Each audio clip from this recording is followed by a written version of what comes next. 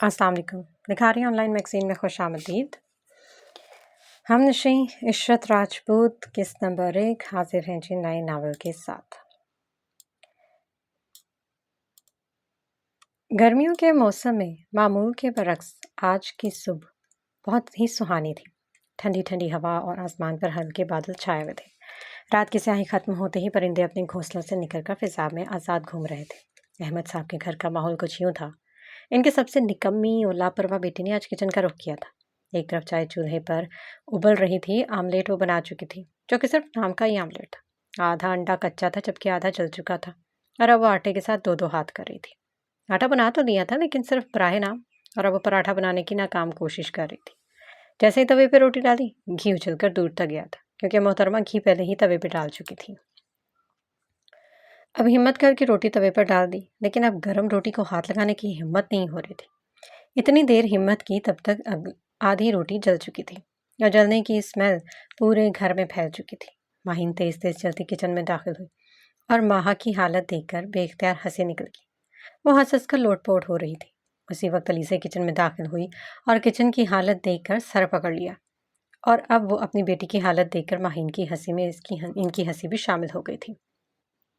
और माहा अपनी माँ और बहन को खुद पर हंसते देखकर बिल्कुल पराठे की तरह जल गई थी। गुस्से से कहती सब कुछ वहीं छोड़कर किचन के सिंक के पास आई और हाथ धोने लगी। लेकिन सिंक के पास मिरर में खुद को देखा और अब वो अपनी माँ और बहन के साथ खुद भी हंस रही थी, क्योंकि मोहतरमा के सर और मुंह पर आटे का लेप लगा हुआ था। अलीज़े चुलती हुई उसके पास आई और कहा, माँ तुम्हें क्या पड़ी कि तुम किचन में घुस गई थी? माँ मुंह बनाती बोली, मामा एक तो मैं काम करने आई हूँ और आप दोनों मेरा मजाक बना रही हैं। माही ने इसके पास जाकर अपने बाजू अपनी बहन की गिर्द फैलाए। मेरी जान, हम मजाक नहीं बना रहे, बस तुम्हें ऐसे देखकर हंसी आ गई। वैसे अब आप बताने का तकल्लुफ़ करेंगी कि आपने किस खुशी में किचन का रुख किया? माहा अपनी बहन का हाथ खुद से दूर करते शेल्फ के पास जा खड़ी हुई और कहा कि अब आप इस घर से रुखसत हो जाएंगी तो सब मुझे ही करना होगा। बस इसी खुशी में किचन का रुख किया था। इसकी बात सुनकर माहिन मुस्कुरा दी। आप भी जाएंगी मैडम, बल्कि अब तक तुम्हें ही चले भी जाना चाहिए था। बेचारे सावियार को कितना इंतजार करवाना है। नहीं भाई, मैं नहीं जा रही, निकाह करने का शौक था उसे तो हो गया पूरा, अब इंतजार करे। जबकि अलीज़े बेटी के जाने का सोचकर उदास हो गई थी। आज माहिन को देखने के लिए रिश्ते के लिए देखने के लिए आ रहे थे, और बस माहा इस चक्कर में आज घर का काम खुद करने आई कि बहन को आज रेस्ट दे दी जाए, वरना वो इस वक्त दोस्तों के साथ घर के सामने वाली गली में क्रिकेट खेल रही होती, जो कि इसकी मसरूफियत में से सबसे अहम था। क्रिकेट खेलना। इसके सब दोस्त भी उस जैसे थे, खेल के शौकीन, लड़ाई करने में माहिर और पढ़ाई में मर के पास होने वाले। पढ़ाई मुकम्मल करने के बाद वो जॉब कर रही थी, लेकिन खेल आज भी इसका जुनून था। आज माहिन को देखने के लिए मेहमान आए थे। अलीज़े उदास थी क्योंकि बेटियों की शादी करना आसान नहीं होता, और ना जाने लड़के वाले कौन कौन सी डिमांड रखते हैं। माहिन चलती हुई माँ के पास आई। मामा आप क्यों उदास हैं? माहिन ने माँ की आंखों को नम होते हुए देखा था। प्लीज़ मामा, ऐसे उदास ना हो वरना मैं भी रो दूंगी। माँ जो अभी तक शेल्फ के पास खड़ी थी, माँ और बहन को इमोशनल होते देखकर बोले, यार अब आप दोनों इमोशनल ड्रामा मत करना प्लीज़, मुझे भी रोना आ जाता है। उन दोनों की उदासी को फिक्र में बदलने के लिए वो बोली थी, ओह हेलो, जल्दी जल्दी काम करो, घर की सफाई भी होगी, फिर खाना भी बनाना है। अलीज़ा को फिक्र लाहक हुई और बोली, हाँ बिल्कुल, आज बहुत काम करने हैं और कुछ चीज़ें बाहर से भी मंगवानी हैं। जाओ वहाँ जाकर अपने बाबा को सामान की लिस्ट दो। वहाँ दांत निकालती बोली, आप इसकी फिक्र न करें, वो मैंने दे दी है आपके ज़बरदस्ती के दामाद को। माहिन इसको घूरती हुई बोली, क्या तुमने साफियार से काम करने का कहा है? और माँ गुस्से से बोली, इसी को शौक था ना दामाद बनने का, तो अब इसकी साली साहिबा का रिश्ता हो रहा है, इसकी भी कुछ जिम्मेदारी बनती है, काम करने दो इसको। इसकी बात सुनकर दोनों माँ बेटी से देखती रह गई और वो किचन से जाते हुए बोली, मुझे बाद में फुर्सत से देख लेना, मैं यहीं पर ही हूँ, फिलहाल आप सफाई कर लें। वो किचन की तरफ इशारा करते हुए बोली, और किचन की सफाई तो ऑलरेडी मैं कर चुकी हूँ। वो दांत निकालती बाहर की तरफ चली गई। अब दोनों माँ बेटी किचन की हालत देख रही थी। महा मैडम काम करने की बजाय बढ़ा चुकी थी। अभी महा किचन से निकलकर ड्राइंग रूम तक आई थी कि सामने से जावियार आता दिखाई दिया। इसको देखकर महा की दौड़ अपने कमरे की तरफ लगने वाली थी, लेकिन वो तब तक सर पर पहुंच गया था। दौड़ने का मतलब ये नहीं था कि माधा इससे डरती है, वो बस अपनी हालत दुरुस्त करने के लिए जा रही थी, क्योंकि इसको पता था कि अब इसका मजाक बनने वाला है। इसको देखते ही सावियार की हंसी निकली थी, लेकिन वो अपनी हंसी रोकने की नाकाम कोशिश करते हुए बोला, लगता है आज किचन की मौत वाक़ई हुई है। सावियार ने इसके चेहरे और बालों में लगे आटे को देखकर कहा था। महा घुराती हुई बोली, हमारे किचन की मौत वाकई है, तुम्हें किस बात की खुशी हो जहाँ दांत निकाल रहे हो? सावेर उसके पास आते बोला, इस खुशी में कि यकीनन तुम मेरे घर के किचन का भी यही हाल करने वाली हो। अब महा का गुस्सा सातवें आसमान को छू रहा था, लेकिन वो सबसे काम ले रही थी।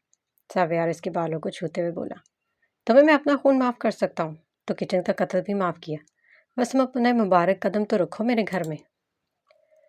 महा जो अपना गुस्सा रोके हुए थे जोर से बोले, मैंने तुम्हें कहा कितनी दफा कहा है मुझसे इस किस्म की फजूल बातें ना किया करो, मैं तुम्हारा सर फाड़ दूंगी। सावियर इसके और पास आते हुए बोला, वैसे तुम गुस्से में और भी ज्यादा प्यारी लगती हो, बस अपना हुलिया दुरुस्त कर लो। जाविया ने इसके हुलिये पर तंज करते हुए बोला था। महा दांत पीस कर रह गई थी। वह पैर पटकती अपने रूम की तरफ चल दी, जबकि जावियर इसको जाते हुए देखकर मुस्कुरा रहा था। शाम 3 बजे तक मेहमानों के आने का वक्त था। अलीज़े सारा काम मुकम्मल कर चुकी थी। अब बस मेहमानों का इंतजार था। कुछ देर तक मेहमान आ गए। महा अपनी बहन को तैयार करने की जिद कर रही थी, जबकि अलीज़ा ने सख्ती से मना कर दिया था कि महा से मेकअप न करवाना, क्योंकि महा मोहतरमा को कभी खेल लड़ाइयों से फुर्सत मिलती तो मेकअप सीखती ना। वो तो हमेशा लड़कों की तरह रहती थी। इसका बस चलता तो सुबह मुंह भी ना धोती। मीरा माहीन को तैयार कर रही थी और मीरा भी एक फैशनेबल लड़की थी। उसे हर चीज़ के बारे में इल्म था। वो खुद का, अपनी लुक्स का और डाइटिंग का बहुत ख्याल रखती थी। मीरा महान को तैयार कर रही थी, जबकि महा साथ खड़ी हिना के साथ बातों में मसरूफ थी, लेकिन गाहे बगाहे अपनी बहन पर एक नज़र डाल लेती। लड़के वालों की खातिर तो अज़े को बहुत अच्छे से इंतजाम किया गया था।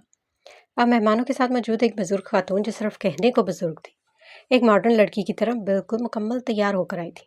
अलीज़े को कहा, भी हमें अब लड़की भी दिखा दे, कितना इंतज़ार करवाएंगी। अलीज़ा ने सावियार को कहा कि जाकर महा को कहो माहीन को ले आए। सावियार सरखम करता सीढ़ियाँ चढ़ने लगा और कमरे के पास पहुंचकर दरवाज़ा नॉक किया। अंदर आने की इजाज़त मिली तो उसने ये चीज़ अलीज़े का पैगाम लड़कियों को दे दिया। महा और हिना माहीन को लेकर कमरे से बाहर निकली और मीरा भी साथ थी। सावियार महा का हाथ पकड़कर रोक चुका था, जबकि मीरा और हिना माहीन को लेकर सीढ़ियाँ उतरने लगी। महा इसके हाथ इस तरह पकड़ने पर इसको घूरने लगी और इसकी गिरफ्त से झटकते अपने हाथ छुड़ाया था। क्या बदतमीजी है, जाओ जाकर वहां सबके साथ बैठो। सावियर इसको देखकर बोला, क्या था तुम भी थोड़ा सा तैयार हो जाती तो। माहीन आप ही कितनी प्यारी लग रही हैं। जावियर उसके हुलिये पर तंज करते हुए बोला, क्या तुम इस तरह जाओगी आप ही के मेहमानों के सामने। वो जो हमेशा की तरह जीन्स और टी शर्ट पहने खड़ी थी, महा ने सीढ़ियों से नीचे झांक कर देखकर बोली, अरे वाह, इनकी तो बूढ़ी औरत भी इतना तैयार हो गई है, तो क्या मैं जीन्स और टी शर्ट में नहीं जा सकती क्या? और तुम्हें क्या मसला, मैं जैसे मर्जी रहूं। सावियर सरखम करते हुए बोला, आपकी मर्जी सर आंखों पर, लेकिन लड़कियों की तरह रहो। मुझे तो कभी कभी फील हो कि मेरी बीवी मेरे साथ है। जब तुम साथ चलती हो तो ऐसा लगता है कि कोई बदमाश किस्म का दोस्त है। माँ इसकी बात पर तब गई थी, बकवास बंद करो। अब तुमने कब कहा, मैंने तुमसे कब कहा कि मेरे साथ चलो? अब नीचे चलोगे या यहीं खड़े फजूल बातें करनी है? अच्छा ना, फेस वॉश तो कर लो जाकर, मेरी भी कोई इज्जत है यार।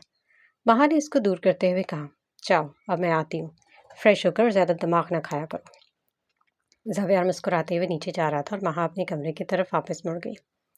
इतनी देर तक महा नीचे तो वह औरत माहीन को गुलाब जामुन खिला रही थी। महा पहले से बेहतर होलिये में थी, लेकिन अपनी इन्हीं जीन्स और टी शर्ट के साथ। सलाम करने के बाद फौरन बोली, ये क्या, मुझसे तो किसी ने पूछा भी नहीं ना कि मैं अपने होने वाली जीजू को देखना है, और आप लोग तो यहाँ मुबारकबाद दे रहे हैं। अलीज़ा इसकी बकबक को बंद करने के लिए बोली, ये मेरी छोटी बेटी है, इसके मजाक करने की आदत है, बहुत बातूनी है। औरत अलीज़ा की बात पर मुस्कुरा दी थी। अरे कोई बात नहीं, बच्चियाँ हंसती मुस्कुराती ही अच्छी लगती हैं। महा को तो शय मिल गई थी। अरे आंटी शुक्रिया आपका, वरना यहाँ तो सब मेरे बोलने पर टांट देते हैं। महा ने सारे ज़माने की मासूमियत चेहरे पर लाते हुए कहा, जबकि अलीज़ा दांत पीसते रह गई। अच्छा, मुझे बताएं तो सही कि मेरे होने वाली जीजा कहाँ हैं? अलीज़ा ने इसको घूरते हुए कहा, बेटा वो बाहर है, सावियार के साथ जाकर मिल लो, लेकिन कोई मजाक ना करना। अलीज़ा इसको आंखों से इशारा कर रही थी कि कोई फजूल हरकत ना करे, लेकिन वो भी इशारे से माँ को बता गई थी कि वो अपनी हरकतों से बाज नहीं रहने वाली, और अपने बालों को हाथ से दूर करती बड़े स्टाइल में वहां से जा चुकी थी। अब इसका रुख बाहर की तरफ था, लेकिन इसको बाहर कोई नहीं नजर आया। आंखें इधर उधर घुमाकर देखा तो सावियार लॉन के दूसरे कोने में इसके साथ खड़ा था। मैडम महा उछलती हुई वहां पर जा पहुंची थी और जोर से बोली, ओ हेलो, क्या कर रहे हो? खबरदार जलने की कोशिश की तो अपने हाथ ऊपर कर लो, वरना। वो जो दोनों दूसरी साइड पर मुंह किए खड़े बातें कर रहे थे, बिल्कुल खामोश हो गए। लेकिन सावियार जानता था कि ये माँ है, इसलिए अपना रुख उसकी तरफ किया और बोला, हाँ वरना क्या, हाँ बोलो जरा। माँ अब अपने दांत निकाल कर हंस रही थी। माँ ऐसा करते हैं कि घर आए मेहमान के साथ, और ये तो तुम्हारे होने वाले जीजा हैं, जो तब से ऐसे ही साकन खड़ा था। अब पीछे मुड़ा था, लेकिन इसकी शक्ल देखकर माँ की हंसी को ब्रेक लगी और सामने खड़े शख्स के चेहरे से भी बेचैनी साफ झलक रही थी। माँ के चेहरे के साविये पल में बदल चुके थे और वो गुस्से से सामने खड़े शख्स को घूर रही थी। तुम तुम यहाँ क्या कर रहे हो, बोलो। माँ जोर से चिल्लाई थी। तुम्हें क्या लगता है कि मैं अपनी बहन का रिश्ता तुम्हारे जैसे घटिया शख्स से होने दूंगी? अपनी माँ को लो और दफा हो जाओ यहाँ से। साव्यार, जो अभी तक माँ और उसको देख रहा था, समझने से कासिर था कि हो क्या रहा है। वो माँ की तरफ मुकम्मल तौर पर घूम झाँका था और सामने खड़ा पूछ रहा था, माँ क्या हुआ है, क्यों ऐसा कह रही हो? क्या तुम दोनों पहले एक दूसरे को जानते हो? वह अब जावियार की तरफ देखते हुए दुख से बोली, हाँ, मैं इसको बहुत अच्छी तरह से जानती हूँ। और जावियार, तुम भी सुन दो, इससे माही नापी का रिश्ता नहीं होगी। कह दिया मैंने बस, और अब कोई बात नहीं होगी। मैं जा रही हूँ अंदर, मामा और बाबा को कहती हूँ अभी रिश्ते से इनकार करें। फहद, जो तब से खामोश खड़ा था, इसके सामने मिन्नत करते हुए बोला, माँ प्लीज़ ऐसा मत करना। मुझे मुझे माहीन पसंद है, मैं सच में इससे शादी करना चाहता हूँ। खबरदार, जो मेरी बहन का नाम भी लिया था। माँ वापस उसकी तरफ पलटी थी और उसको उंगली उठाकर वार्न किया था कि उसकी बहन का नाम भी ना ले, और वापस जाने लगी कि साबियार ने हाथ पकड़कर रोक लिया। माँ रुको, पहले मुझसे बात करो, बताओ क्या प्रॉब्लम है, क्यों मना कर रही हो? अच्छा सुनो, सुकून से मेरी बात सुनो, किसी भी काम में जल्दबाजी नहीं करते हैं। अभी तुम खामोश रहो, इनको सुकून से ऐसे ही जाने दो, हम शाम में बैठकर बात करते हैं। और प्रॉमिस, मैं तुम्हारे हर फैसले में तुम्हारे साथ हूँ, लेकिन पहले सुकून से मुझे बताओगी कि बात क्या है। साव्या, तुम मेरा साथ दो या ना दो, मैं फैसला कर चुकी हूँ कि इससे अपनी बहन की शादी नहीं होने दूंगी। वहाँ झुके सर के साथ परेशान खड़ा था और माँ जाते हुए बोली, साव्या, मैं इनको तो सुकून से जाने दे रही हूँ, लेकिन मेरा फैसला अटल है और मेरे बाबा मेरी बात से कभी इनकार नहीं कहेंगे। और रही बात तुम्हारी, तुम साथ दो या ना दो, मुझे फ़र्क नहीं पड़ता, ना मुझे तुम्हारे साथ की ज़रूरत है। वो नहीं जानती थी कि इसके आखिरी जुमले ने जावियार को कितनी तकलीफ दी थी, और वो नम आंखों से उसको जाते हुए देख रहा था। वो तेज़ तेज़ कदमों से चलती हुई यूनि में एंटर हुई और तकरीबन भागते हुए कॉरिडोर में से गुजर रही थी कि अचानक किसी से टकराई और उसकी नामुकम्मल असाइनमेंट के पेज बिखर गए थे, जिनको देखकर महा का गुस्सा ज़्यादा हो गया था। एक तो वो पहले ही लेट थी, और अब ये नई मुसीबत थी कि सारे असाइनमेंट फिर से तरतीब देनी पड़ती। और वो सामने देखते हुए बोली, तेरी तो साले नज़र नहीं आता क्या? जबकि प्रोफेसर साहब ने अपना चश्मा थोड़ा नीचे किया और इसको खा जाने वाली नज़रों से घूरा था। और जैसे ही महा की नज़र अपने उधेड़ उम्र प्रोफेसर पर पड़ी, इसके चेहरे का रंग उड़ गया, क्योंकि ये वही सर थे जिनकी असाइनमेंट थी आज। और माँ ने मस्कीनों वाला चेहरा बनाकर सर के सामने सॉरी करने की नाकाम कोशिश की थी। सॉरी सर, वो मुझे लगा कोई स्टूडेंट है। अ, अच्छा, तो जैसे पता नहीं कि तुम और तुम्हारा सारा ग्रुप कितनी इज्जत करता है उस्ताद की। खैर खैर कोई बात नहीं मोहतरमा, अगर आप यूँ तशरीफ़ ले आई हैं तो ये सब समेट कर ज़रा क्लास का भी रुख करें। वहाँ को अंदाज़ा हो गया था कि अब सारी क्लास के सामने इसकी क्लास लगने वाली है। वो अपनी चीज़ें समेटने लगी और प्रोफेसर साहब क्लासरूम की तरफ चल दिए थे। जैसे ही क्लास में दाखिल हुए तो सर तंजिया मुस्कुराहट से इसका वेलकम करने खड़े थे। अरे वाह, सब स्टूडेंट्स क्लैपिंग करें, मैडम महा का वेलकम करें। महा दरवाजे में खड़ी खा जाने वाली नज़रों से सारी क्लास में नज़र दौड़ा रही थी। सब इसको देख रहे थे, लेकिन किसी की हिम्मत नहीं थी कि कोई क्लैपिंग भी करता, क्योंकि सबको अपनी जान प्यारी थी। सर ने इसको डांटते हुए कहा, टाइम देखा है तुमने? 15 मिनट लेट हो। तुम्हारा रोज़ का काम है लेट आना। वहाँ भी अपने नाम की एक थी, उल्टा जवाब देती बोली, सर आपने ही मेरी चीज़ें गिरा दी थी, 10 मिनट तो चीज़ें संभालने में लग गए। इसकी बात पर सारी क्लास में हंसी की आवाज़ गूंजी, जो कि प्रोफेसर की एक सख्त नज़र से गायब हो गई। और महा बिना पूछे क्लासरूम में दाखिल अपनी सीट पर जाकर बैठ गई। प्रोफेसर इसको ढीठ को देखते ही रह गए और एक नागवार नज़र इस पर उसके गैंग पर डालकर लेक्चर स्टार्ट कर चुके थे। जब प्रोफेसर ने असाइनमेंट चेक की तो सबसे पहले मसूफ़ा को उठाया था, लेकिन उसकी असाइनमेंट नामुकम्मल थी। इसको खड़े रहने का कहा। इस गैंग का आज बैड लक था। इसके बाद तलहा, हुज़ैफ़ा, हिना और मीरब की बारी थी। मीरब के अलावा सबके चेहरे पर इस वक्त दुनिया जहाँ की मासूमियत थी, और महा के साथ आज सबकी अच्छी खासी क्लास लगी थी। प्रोफेसर ने और यही असाइनमेंट 3-3 दफ़ा करने को दी थी, लेकिन यहाँ परवाह किसको थी? एक दफ़ा तो मुकम्मल नहीं की, तो 3 दफ़ा तो ज़रूर करते। क्लास में आज एक नया चेहरा था जो कि इनको ढिठाई से देख रहा था। जैसे ही क्लास खत्म हुई, सब ने इनका शुक्र का कलमा पढ़ा था और बैट बॉल लेकर वो मैदान में मौजूद थे। यहाँ के हम सिकंदर, ये इनके गैंग का नाम था, और वो सिर्फ नाम ही नहीं, सच में यूनी और अपने इलाके में सिकंदर थे। इंट्रोडक्शन। यहाँ की हम सिकंदर।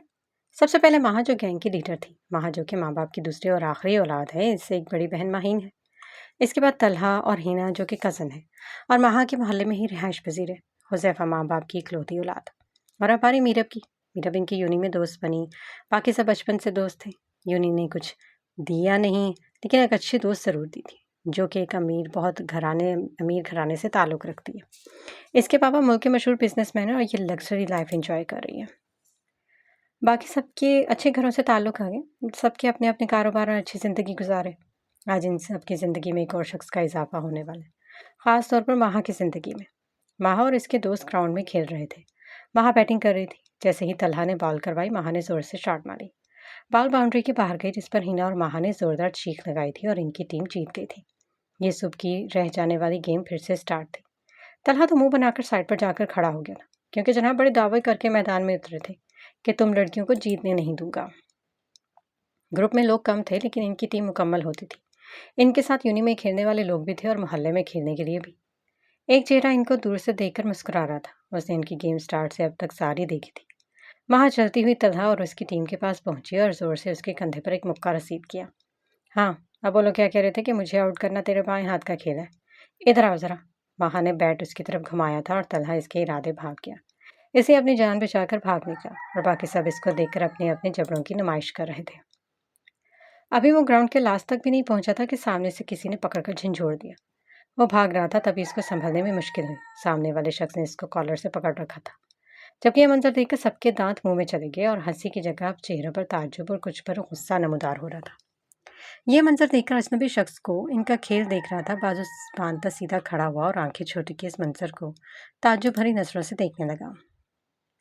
माँ और उसके ये सब कुछ देखकर उसकी तरफ आने लगे। तलहा ने एक झटके से अपना गिरबान इससे छुड़वाया और सामने वाले के जबड़े पर एक घूंसा जड़ दिया। तलहा इसको घूरते हुए बोला, तुम्हारी हिम्मत भी कैसे मेरे गिरबान पर हाथ डालने की? तब तक माहौर वहां पर बाकी सब भी पहुंच चुके थे। दरअसल ये वो स्टूडेंट था जो न्यू स्टूडेंट से रैगिंग के नाम पर बदतमीजी कर रहा था। कुछ न्यू स्टूडेंट से इनके बैग लेकर इनके सर पर बांध दिए थे और इनको अब पीछे की तरफ भागने का कह रहा था। सामने की तरफ भागना आसान होता है, लेकिन बैक साइड भागना। स्टूडेंट मुंह खोले इसको देख रहे थे, जो अपने पूरे ग्रुप के साथ खड़ा इनको ऑर्डर दे रहा था। इसने सबसे पहले एक लड़की को पकड़ा और उसका बैग इसके सर पर बांधा और भागने के लिए उसको पीछे की तरफ पुश किया था। और वो लड़का ना चाहते हुए भी भाग रहा था और सनी जोर से चिल्ला रहा था, और तेज भागो और तेज। इसको पीछे कौन है, वो किससे टकरा रहा है, कुछ पता नहीं चल रहा था।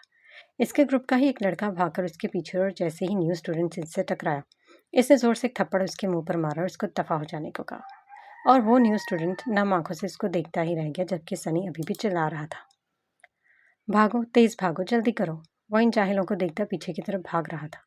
यूनी के बहुत से स्टूडेंट यह तमाशा देख रहे थे। दूसरी तरफ से माह और उसका ग्रुप कैंटीन से वापस आ रहे थे। वो लड़का पीछे की तरफ भागते हुए दूसरी तरफ से आती माह से टकराया था। माह गुस्से से बोली थी, साले नजर नहीं आता क्या?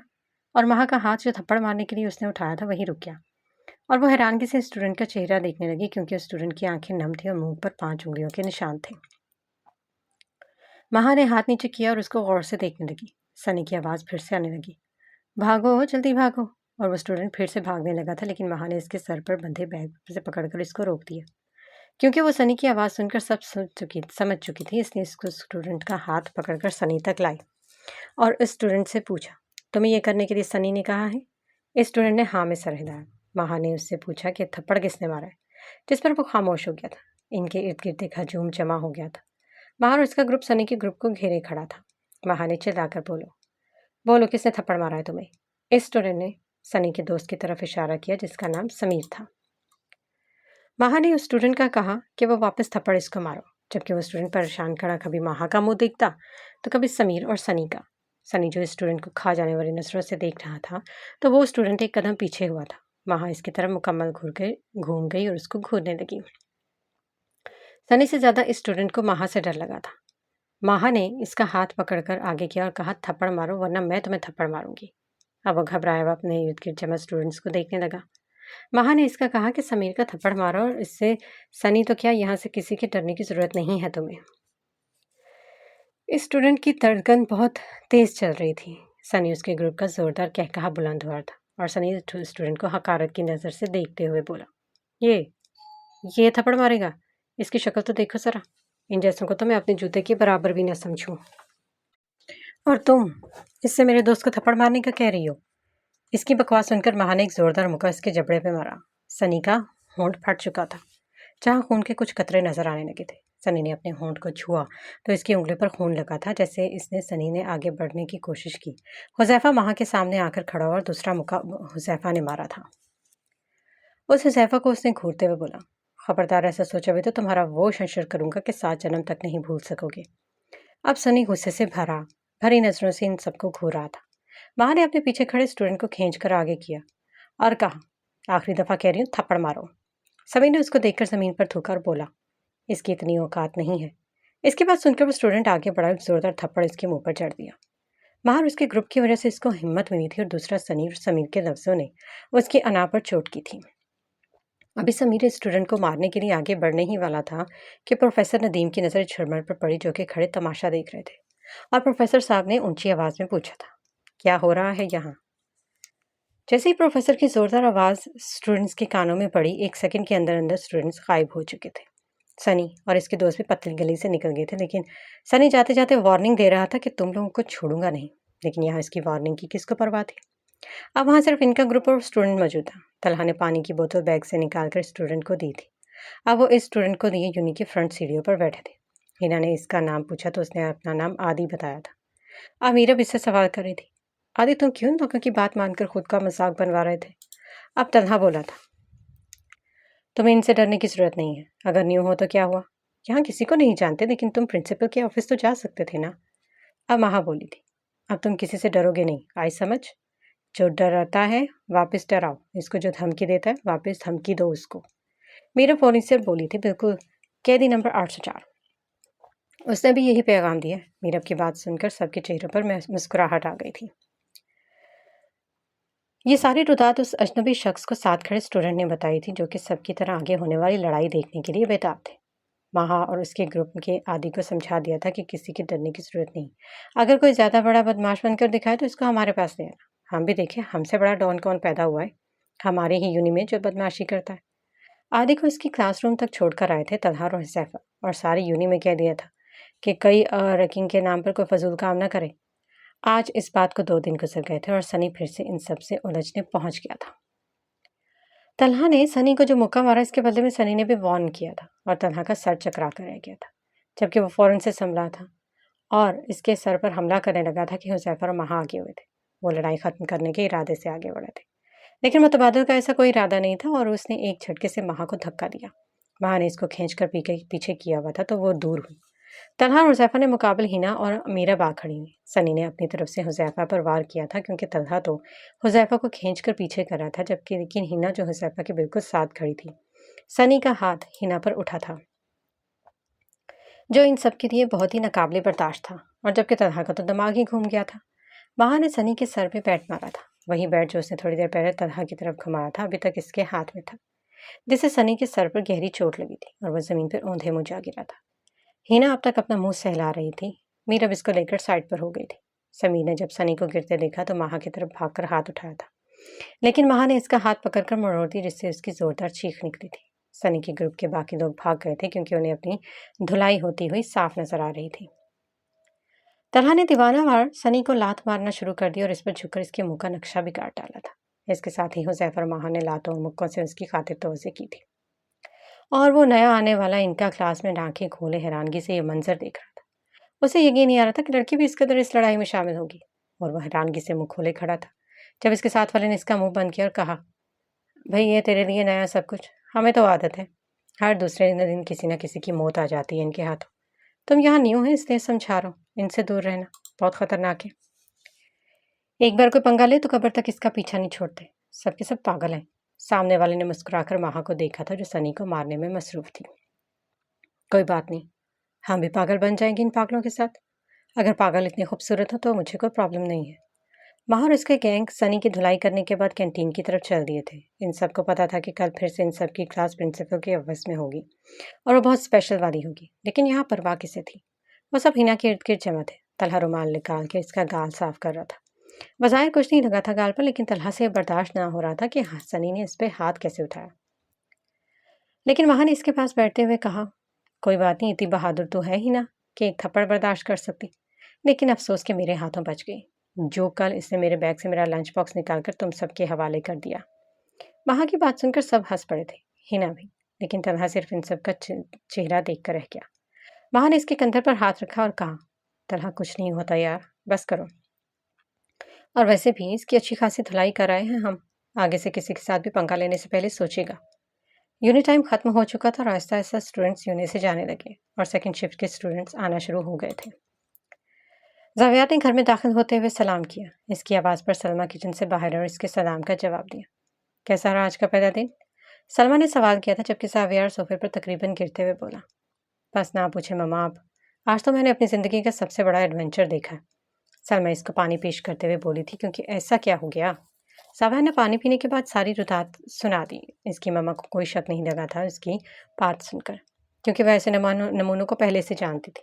बल्कि इन्हीं नमूनों को इसका मम्मा ने हंसते हुए कहा था, पिताजी इतना परेशान होने की ज़रूरत नहीं, ऐसे नमूने रोज़ देखने को मिलेंगे यहाँ। जावियार ने हैरान होते हुए पूछा था, क्या मतलब मम्मा? लेकिन इसकी माँ ने बात टाल दी और कहा, कुछ नहीं, यहाँ रहोगे तो सब अपनी आंखों से देख लेना। तुम लॉन में जाकर बैठो, मैं तुम्हारे लिए चाय लाती हूँ। जावियार बाहर लॉन में आकर बैठ गया था, लेकिन सामने खिड़की को घूर रहा था। 3 खिड़कियाँ बाहर की साइड पर थीं, लेकिन तीनों के शीशे टूटे हुए थे। वो अपने इतने खूबसूरत बंगले नुमा घर को देख रहा था। उसके घर हर तरफ से शानदार लोग थे, लेकिन इन खिड़कियों की वजह से सब खराब लग रहा था। उसे वहीं बैठे बैठे एक मुलाजिम को कहा कि शाम तक ये खिड़कियाँ मुझे बिल्कुल ठीक चाहिए। तब तक इसकी मम्मा चाय ले आई थी। इसके सामने वाली कुर्सी पर बैठते हुए कहा, बेटा रहने दो, क्या ज़रूरत है, तुम्हारे बाबा करवा लेंगे ना। तुम चाय पियो और आराम करो जाकर। वहाँ घर पहुंची थी और हमेशा की तरह बैग सोफे पर उछाल दिया और किचन में घुस गई। खाने के लिए कुछ ढूंढ रही थी, लेकिन कुछ ना मिला तो ज़ोर ज़ोर से माहीन को आवाज़ देने लगी। माहीन आप ही कहाँ हैं यार? आप कुछ तो खाने के लिए भी मौजूद नहीं है। मुझे भूख लगी है, कुछ जल्दी से दें, वरना मैं भूख से ही मर जाऊंगी। माहीन किचन में दाखिल होते हुए बोली थी। क्या हो गया है, सब्र नहीं होता क्या? ज़रा भी सुकून नहीं है। सुकून से बैठो तो देती हूँ। किचन में सब मौजूद था, लेकिन मसूफ़ा किचन तक आई तो यही बहुत बड़ी बात थी।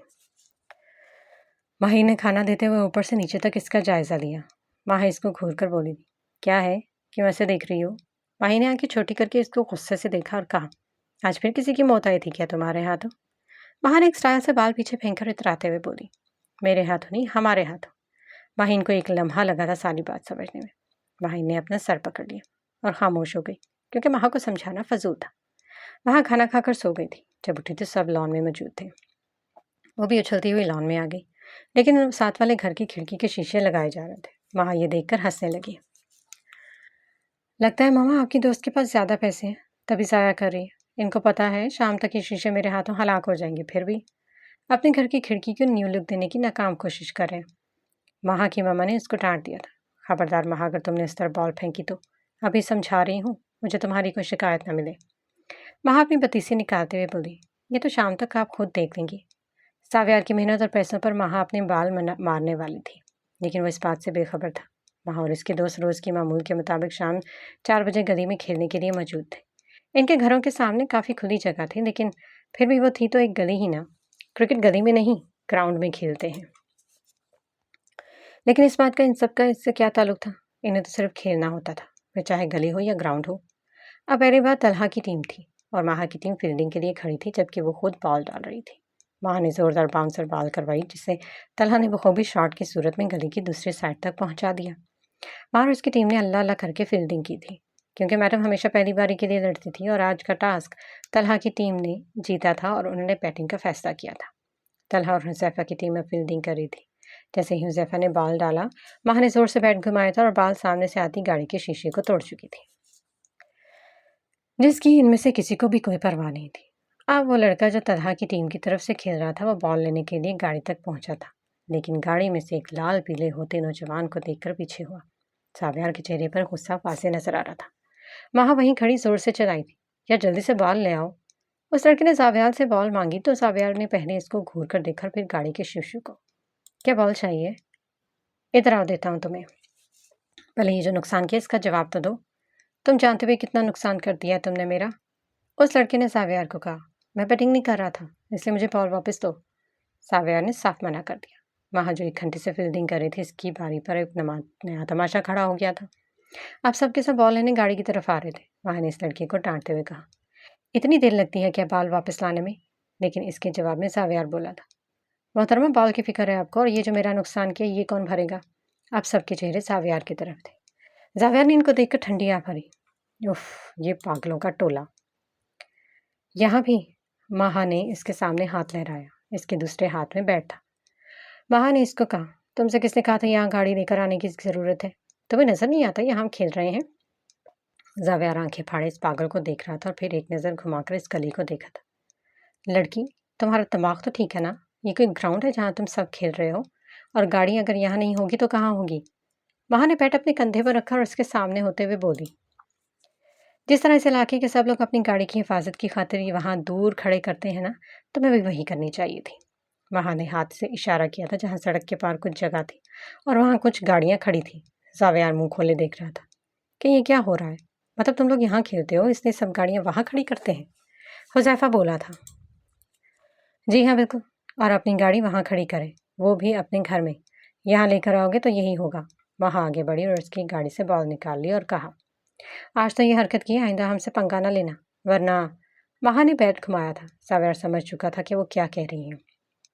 वो पहले इन सब का यूनी में तमाशा देख चुका था, इसलिए एक पल के लिए खामोश हुआ, कहीं ये पागल सच में न लड़ पड़े।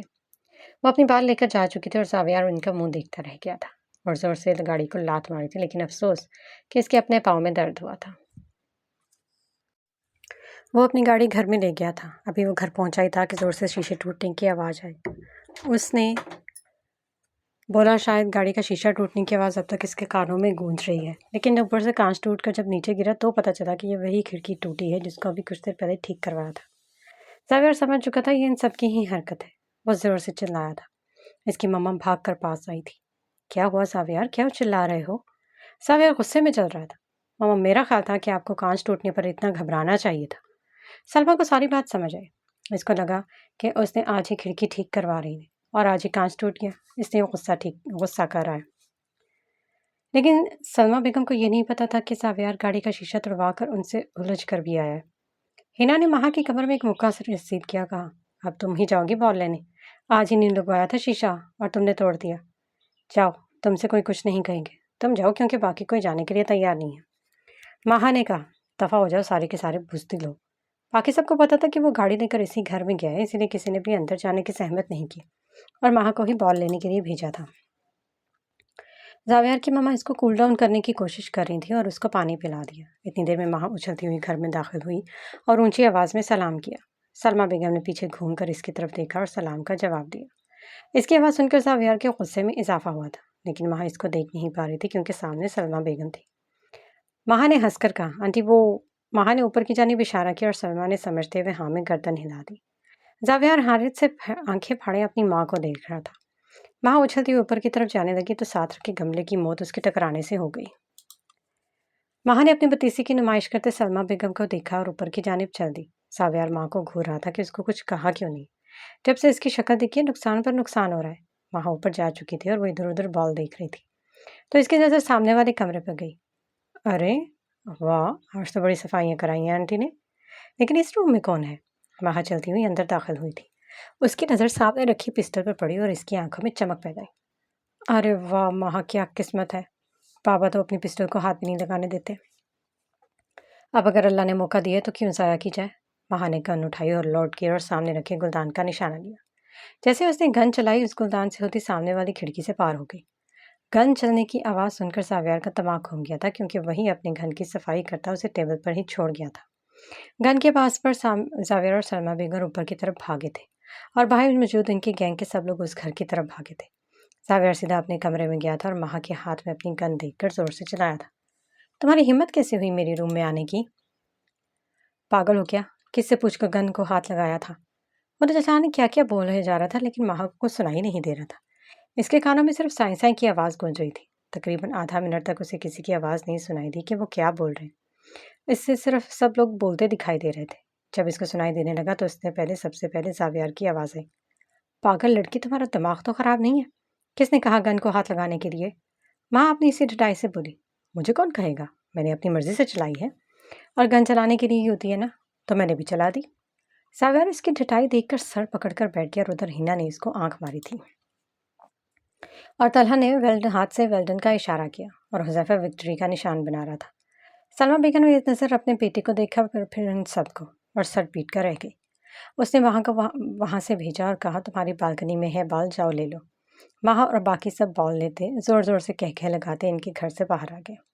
सबके सब माँ को मुबारकबाद दे रहे थे कि उसने अपनी ख्वाहिश पूरी कर ही दी और माँ खुशी से फूले नहीं समा रही थी। उधर जावियार अपना सर पकड़कर बैठा था और गुस्सा पीने की कोशिश कर रहा था। सलमा बेगम को अपने इस बेटे की हालत पर बहुत तरस आया। उन्होंने जावियार का पुकारा था तो जावियार चलाया था, मामा क्या है ये सब? हाँ, किस किस्म के पागलों में रहते हैं आप और बाबा? कैसे बर्दाश्त करते हैं इनको? मुझे तो एक दिन में पागल कर दिया। सुबह से इनकी शक्ल देख रहा हूँ, जितनी दफ़ा देखा एक नया तमाशा कर रही होती है। क्या पागल चुड़ैल कहीं की, मुझे लगता है या एक सेकंड भी और रुका नहीं तो मैं पागल हो जाऊंगा। बस मैंने फैसला कर लिया, मैं वापस इस्लामाबाद जा रहा हूँ। मैं नहीं आ रह सकता। सलमा बेगम, जिसने इतने पापड़ बेलकर अपने बेटे को पास मिलाया था और दूसरे दिन जाने की बात कर रहा था। जावियार, क्या हो गया है बेटा? तुम इन बच्चों की वजह से अपनी माँ को छोड़कर जाओगे क्या? जावियार बच्चों के नाम पर ऊपर उठाते माँ को देखने लगा। बच्चे? रियली मामा? बच्चे हैं ये? बच्चे कब से होने जाने लगे? और ये आपका पता नहीं, यूनी में भी इन बच्चों ने अच्छा खासा तमाशा किया था आज। मेरी गाड़ी का शीशा तोड़ दिया, नीचे गमला तोड़कर आई है, दोनों खिड़कियां तोड़ दी और अब तो हद कर दी, मेरी गन चला दी। अगर इसको ही कुछ हो जाता तो क्या करते? हम पुलिस केस बन जाता मामा। सावियार यहाँ से जाने के लिए जिद कर रहा था कि उसकी माँ ने कहा, शाम में अपने पापा से बात करके फैसला करे। सलमा बेगम ने आराम से उसको कहा था, सावियार, इतना सीरियस होने की ज़रूरत नहीं है, और फ़र्ज़ करो अगर ऐसी ही लड़की ज़िंदगी को सारी ज़िंदगी बर्दाश्त करना पड़ा तो सावियार। माँ को सावियार देखता ही रह गया। क्या मतलब मम्मा? इसकी माँ ने बात टालते हुए कहा था। नहीं, मैंने ऐसे ही कह दिया। मम्मा, अगर मेरी ज़िंदगी में ऐसी कोई लड़की आई ना तो मैं खुदकुशी कर लूँगा, लेकिन अपने साथ इतना बड़ा जुल्म नहीं करूँगा। सलमा बेगम हंसी दी। तो बेटा खुदकुशी के लिए तैयार हो जा फिर। उसे अपने बेटी की हालत देखकर और आने वाले वक्त के बारे में सोचकर सावियार पर तरस भी आ रहा था और हंसी भी। सलमा बेगम अपनी बात कहकर कमरे से बाहर चली गई, जबकि सावियार माँ की बात को समझने की नाकाम कोशिश कर रहा था।